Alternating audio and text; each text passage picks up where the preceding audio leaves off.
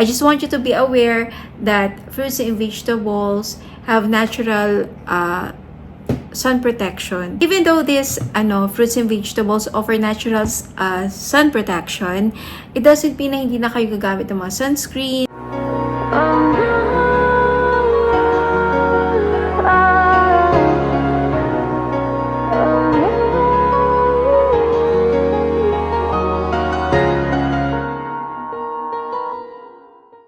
Hi everybody! I'm Doc Mengay. For this vlog, isi-share ko sa inyo ano yung mga pagkain, no? Particularly mga fruits and vegetables na pwede makatulong para kuminis at pumuti ang iyong kutis. Okay, start tayo. Okay, meron kasi mga fruits and vegetables na meron silang natural glutathione. Glutathione is an antioxidant that can lighten skin, no? Ito rin yung tumutulong to protect and repair cells, no, from free radicals at saka oxidative stress. Okay, so isa-isahin natin ano ba itong mga fruits and vegetables na mataas ang glutathione content. Okay, ito na talaga yung mga fruits and vegetables na mataas ang glutathione content. Okay, number 1, spinach. Okay, second, okra. And then avocados, and asparagus.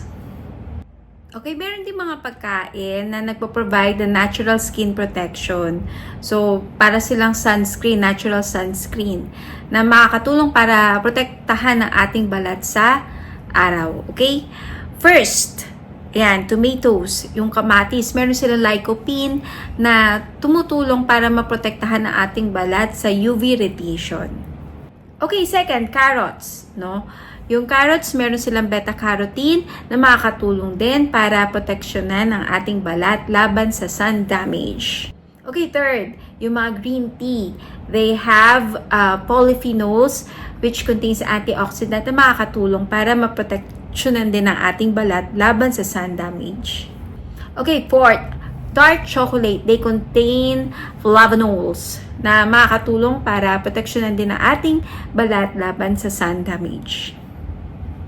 Okay, fifth. Ito, basahin natin.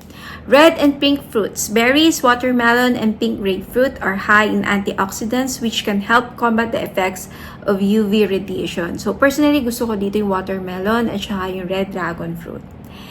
Anyway, even though these fruits and vegetables offer natural sun protection, it doesn't mean na hindi na kayo gagamit ng mga sunscreen, na mga protective clothing, sombrero, para maproteksyonan kayo laban sa sun damage. Kailangan pa rin yun, lalo na pag alam ninyong magtatagal talaga kayo sa ilalim ng araw. I just want you to be aware that fruits and vegetables have natural sun protection. No, hindi lang kayo mabubusog, pero maganda din na maidudulot nito para sa ating balat. Okay, if you like this video, click the like button and subscribe to my YouTube channel kung hindi pa kayo nagsasubscribe. Okay, bye-bye!